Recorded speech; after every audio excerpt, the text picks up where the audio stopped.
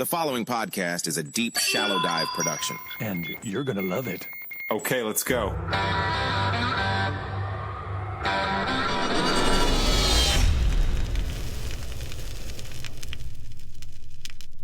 All right. Oh my gosh. It feels like it's been forever since we've had you on. And I've been meaning to tell you this, but you are still the #1 ranked guest appearance on the Deep Shallow Dives. Listen, everybody, she is back. 17-year decorated Army veteran Josephine Guilbeau is back. And all right, let's get serious. We got a lot to talk about. I want to start off by really, I guess I just want to get your thoughts on, President Trump, Benjamin Netanyahu, Israel, Iran, what's going on? What do you think is happening? Yeah, I think that a lot of the American people were really shocked to see the level of frustration that our President Trump has reached with what's going on between Israel and Iran.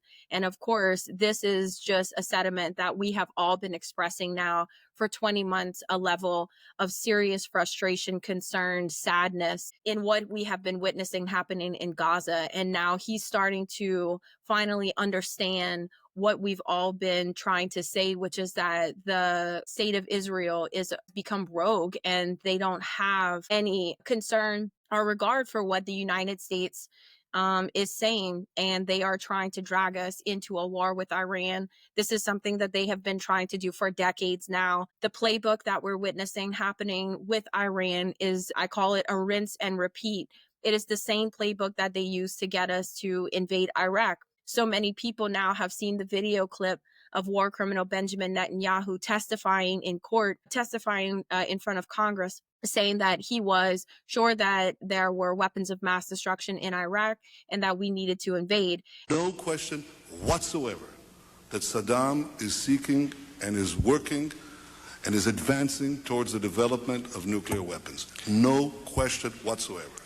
And there is no question that once he acquires it, history shifts immediately. And that ultimately is something that led us to invade Iraq, where over 4,000 American troops died, not to mention the amount that has died in Afghanistan, not to mention the 22 veteran suicides a day, and those who are suffering PTSD and everything that comes with that, domestic violence, families being split apart. What we're witnessing right now is the same playbook. This time, though, we have social media, and so we can get that word out and educate people that this is exactly what he did before in dragging American troops into war. And I think because people are becoming aware of that, it's putting pressure on the Trump administration to say, we cannot go to war with Iran. We cannot have troops going to the Middle East. We cannot have these forever wars. These are things he said during his campaign. And a lot of the MAGA constituents are looking to him now to say, were you lying to us? Were these campaign promises lied? After he violated international laws to bomb these nuclear sites in Iran, a lot of the constituents are wondering, how far are you willing to allow Israel to drag us into yet another war? Yeah, no, totally. And I think you brought up a lot of good points. First of all, whether it's Candace Owens or Megyn Kelly or Tucker Carlson or so many people. I saw D.L. Hughley the other day posted it.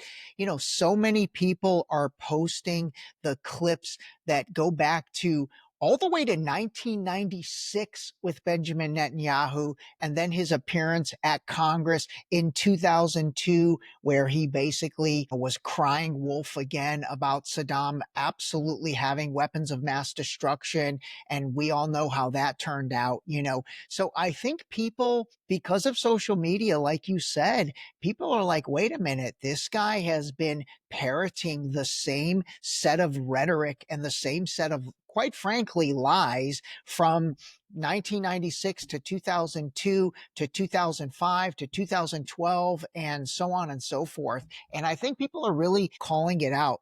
And then with President Trump, it's been interesting when he bombed the 3 nuclear sites.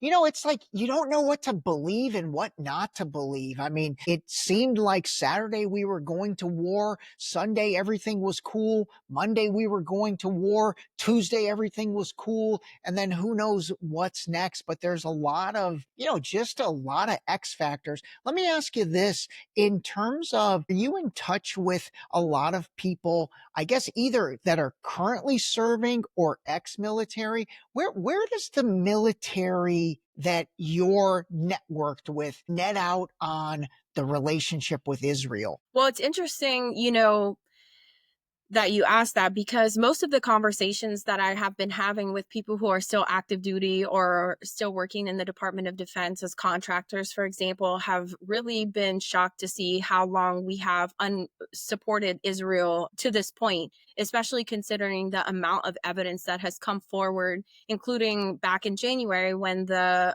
ICJ issued, that this was plausible genocide, and that didn't deter our politicians.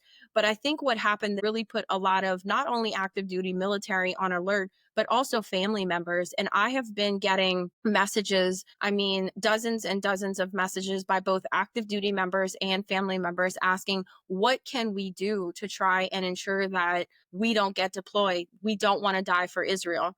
This is the overwhelming amount of, rhetoric that I'm hearing right now, because the reality is that American citizens understand that Israel is dragging us into another war, and they don't want to die for Israel. They don't want American troops on the ground for Israel again. And so I've been trying to push out a lot of content and create content that is centered around informing, about the GI rights hotline, and informing family members to contact your loved one's chain of command, because they don't have to do this. They don't have to deploy. They don't have to agree to deploy. There is a way that they can say, I don't agree with this and I don't want to participate in this. So I've been trying to really focus on that angle to educate people what they can do so that they don't die for Israel. Yeah, I think that's really gotten apparent. And, it's interesting. AI right now, these artificial intelligence videos, primarily through what Google launched in this new Google VEO or Google VO, they call it, there's all kinds of videos that are basically being created that are they're hilarious, first of all, but they're also so on point. Reality. And yeah, they're the reality of, hey, I don't want to die for Israel. I'm not going to die for Israel. So I think that's set in. And yeah, I think, I don't think even President Trump's administration was expecting this much backlash when this all happened with the bombing. And I will say Absolutely. I've seen a complete fracturing in really the Republican Party and the MAGA side, even among Absolutely. the big influencers and guys like Tucker Carlson, Alex Jones, Steve Bannon. These are guys that are like steadfast President Trump, supporters that have really gone on the anti-war and really have been against the things he's doing. I'll tell you, the most surprising to me, which I definitely did not have on my bingo card, was Marjorie Taylor Greene. Marjorie Taylor Right. Greene, who was like the And queen Thomas of MAGA. Massey. Thomas Massey's always been that way. I think Thomas Massey's always been that way. And actually, he just went on Theo Vaughn's podcast and they had a really interesting conversation, basically talking about exactly what, you had just said a few minutes ago. And why I'm not gonna die for Israel. Why am I fighting for Israel? But Marjorie Taylor Greene and Matt Gaetz, these are two like super, MAGA Trump people. And Yep. it's been That's the interesting what they've. reality. That's the horseshoe effect, where I believe something that I've recently learned about is the horseshoe effect, where people on the left and people on the right, ultimately do end up agreeing about a lot of things. And I'm really hoping that what's going on right now and the reality of Israel pulling us yet into another war in the Middle East is really going to be what unites people on the left and people on the right to say, our communities, our country has suffered enough. Not only are we still suffering inside of America, where we're living paycheck to paycheck, working, 2 jobs, 3 jobs to support our families, but we also are now facing the reality that our children are going to get sent to war again for Israel. And so I'm really Yeah. hoping that this could be the red line where our country unites, because I do believe that the pressure that's coming out from the Republican base, from a lot of people that are my family and friends, who are saying we do not want to go to another war, especially for Israel, that this type of pressure is what's going to change the minds of our corrupt politicians. Yeah, absolutely, absolutely. You've got Marjorie Taylor Greene and Don Lemon saying the same thing. And then I'll tell you something interesting. This is also bringing to light all the warmongers, and it's bringing to light all the people that, quite frankly, seem to salivate at the concept of war. And that's Lindsey Graham and Democratic spokesperson Van Jones. You know, that guy, Lindsey Graham and Van Jones uniting on one side. It just shows you that, these are people whose livelihood is built on The war military industrial and the complex. military industrial complex. Absolutely. I love that that's got so out in the open. Okay. What do you think's next? I mean, I know it's so hard to predict, but do you think we're heading to, calmer grounds and calmer minds, or do you think this could escalate again? And then second question, actually, why don't you answer that first? What do you think is next? I anticipate that we're going to continue to see an escalated amount of violence happening in the Middle East. A report just came out accusing the GHF, that's the Gaza Humanitarian Foundation, of crimes against humanity. I believe that as long as this genocide in Palestine continues, we are going to continue to see an escalation of violence in the Middle East, because the Houthis in Yemen are not going to stop. The Iranians are not going to stop. And now I just saw that the IDF is positioning defensive troops along the border in the West Bank with Jordan, because they're anticipating that Jordanian militia or Houthi militia are going to actually invade the land of Israel.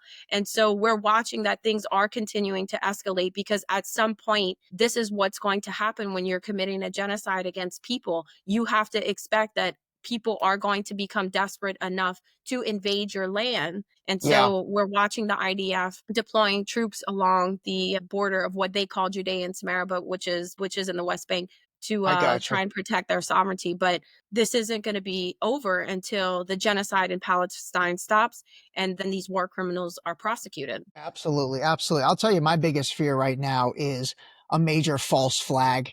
Like, I could totally see, the Israelis basically creating some type of major false flag. And for those that don't know what a false flag is, honestly, think of 9/11. That to me was a major false flag that enabled a 20-year forever war. And, we can say that now with hindsight. So my fear right now is a major false flag on United States soil.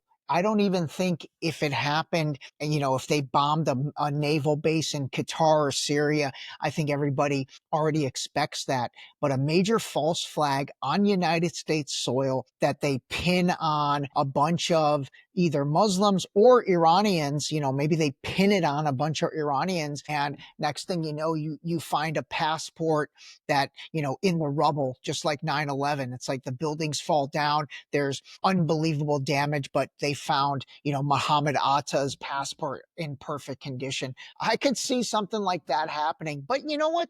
You know what the good thing is? The good thing is, man, social media is the equalizer. It really is the Absolutely. The equalizer. amount of content that's coming out from both influencers who are on the left, on the right, about the reality of a false flag really does deter them from being able to do that and actually, get away with it. You look at what happened to those two diplomats, Israeli diplomats, that were allegedly killed outside of the Holocaust Museum, and that stayed in the news for maybe 24 to 48 hours, because the reality is that the American people even questioned that.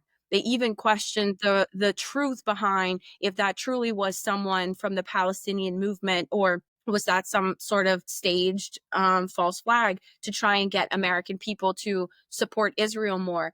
But people are so hesitant to believe what Israel is saying now, that anything that they were to do like that, I don't think they're going to get the amount of support that they would have had we not have social media to be able to continue to educate everyone in America of the reality of what's going on. No, absolutely. Absolutely. All right, let's switch gears because I do want to talk about your recent attempt. Well, it was your recent trip, but your recent attempt to march to Gaza and really everything that you encountered in Egypt. So start off by sharing with Wow. everybody because honestly, I don't think a lot of people even knew what this was, but this was an event called March to Freedom to Gaza, something like that. It was called, okay, so there was sort of in coordination with the Freedom Flotilla that, as we all saw, was, they kidnapped the 12 members that were Yeah, yeah, yeah. they were trying to break the siege and get a formula to the starving people in Gaza. This was sort of in coordination with them that by land, sea, we're going to try and get to these people who are who Israel is forced starving to death. So the Global March to Gaza was something that myself and a group of veterans decided to participate in. We felt like our presence there would bring some sense of safety because the reality is if Israel were to retaliate against a group of people marching to Gaza that had American veterans inside and any of us were to get hurt, this would be a really big reality check for America, knowing that Israel would have killed American veterans that were trying to march to save people starving. So we felt like our presence was going to be necessary to show that, this is people from all walks of life, all backgrounds of life coming together as global citizens to say, we are against the forced starvation of children. We are against the unrelentless bombing of civilians by Israel. We want to break the siege. So everything that we had organized leading up to this, we were negotiating with the Egyptian authorities. The organizers were planning everything, all the steps with the Egyptian authorities, and we thought we were going to have a permit to be able to go. But when we got there, we started noticing that they were detaining people who were flying in for the Global March to Gaza from Arab countries. And this Is in where? Cairo in this is Egypt? once we're in Cairo, yes. So I went a And day just so early. everyone doesn't know, a lot of people probably don't. So Egypt is attached to Israel and basically kind of borders the bottom right to left and basically is also attached to Gaza. Yes. I had arrived a day early into Cairo to sort of be able to get, our room and board, everything settled, and then receive the veterans. I wanted to be sort of like the recon element to make sure everything was safe before all of the veterans started flying in. And so we flew in. And once I was in country inside of Cairo, I started noticing that the Egyptian government was detaining a lot of people who were from Arab countries or had Arab names. And this sort of set off a red flag for me. And I started wondering if they were doing this because they had some sort of false intel that there would be people trying to infiltrate our march. And so they were just responding to that intel that more than likely would have come from Israel, because of course they want to ruin any opportunity that we have to be able to break their siege. And so I'm noticing that they're detaining and deporting a lot of people with Arab names, Arab countries. And that's when things really started to go south there. And the negotiations were continuing with the Egyptian authority. And we were assuming that up until this point, we would still, at least a group of people would be able to march. Maybe not all of us, but at this point, we were assuming that, at least some of us would be able to go. And then all of a sudden, it was like things went really south. We started hearing that the Egyptian government was publishing on their state media to their civilians that we were there to cause instability and insecurity to their country. They were accusing of us of being Israeli spies. We were infiltrating on behalf of Israel to try and to destabilize their government. And so the Egyptian people started expressing concern for us being there and wanting us to leave. And by the way, So how many people are we talking? Are we talking like I think, 100 or like oh 1,000? no, it was probably close to 2,000. Wow. Okay. Just from France, 500 people had went, and I believe we were like 460 from America. Okay. And this is But made there up were people of from like 52 veterans. countries. There were veterans there. I know a lot of medical Oh yeah. doctors were there because I saw a Doctors, lot of their posts. veterans, Okay. anti-war organizations, Okay. Okay. everyone that's been a part of trying to stop this genocide basically sent a contingency of people to go. Okay. So yeah, well, so we were checking out of our Airbnb and we were en route to the first location where we were all going to meet each other. We weren't going to march to Gaza yet, but this was just a location that we can all come together and meet each other. And as soon as the first group of veterans left our Airbnb to get inside of an Uber ride, a police officer ran to the Uber ride, took the phone from the Uber driver and ran back to his police car to call in the address of where we were headed. And the veterans walked away. They didn't really understand what was going on, so they walked away. 2 police officers followed those veterans. From that Wow. moment, it was terrifying. We didn't know what was going to happen at this point. From that moment, we were followed, or police were called on us everywhere we went. We went to our next Airbnb and the security guard of the building called the police on us. And like it was like they really did not want us there and they were going to try everything they could to get us out. Our biggest concern wasn't necessarily the Egyptian authority themselves. It was the fact that there were reports that they had paid Egyptian civilians to attack people that were going through a checkpoint in order to get to the location that we were all going to. And so that's why you saw hundreds and hundreds of people who were there to march to Gaza all huddled at a checkpoint getting attacked by Egyptian civilians. These people were hired Like to physically attacked? physically Physically attack. attacked? Yes. They were physically attacking them, yes, at the My checkpoint. God. The Egyptian authorities were standing right there. So at this And so point, the Egyptian authorities let the Egyptian civilians attack these people?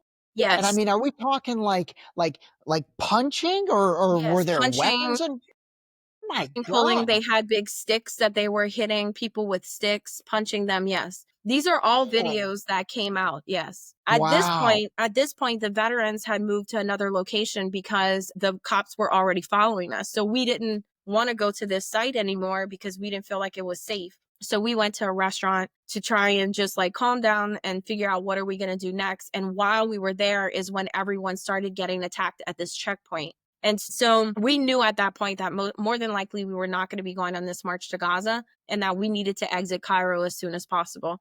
Because at that point they arrested the organizer, one of the main organizers, beat him, had him arrested for like 3 days in prison or in jail, and then My detained him. God. That's insane. What about, did they take your passports at all? Like, did they take Not anyone's passport? ours.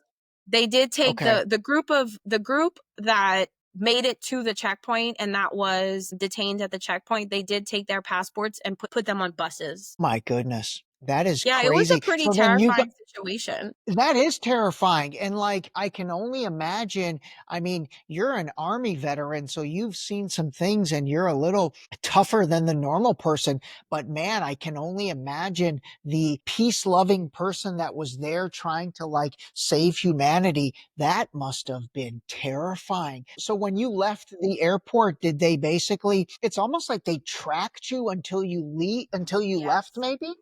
Yes. Wow. They wanted us out of Egypt because, the United States of America pays the Egyptian government Yeah. a lot of money to remain neutral on the Yeah. situation with Palestine and Israel. And Yeah, so I having think us it's roughly 2 billion a year. And believe it or not, Egypt is the second largest, you know, country that's on allowance. I like to call it. Israel's number one, then Egypt, then Jordan, and then Syria. So ironically, all the countries in the Middle East that surround Israel, they get a nice $1 to $2 billion yearly allowance to basically, not do anything. yeah, and so us being there was Yeah. really, um going against that neutrality. Them Right, allowing right. us to be there was going against the neutrality that the United States and Israel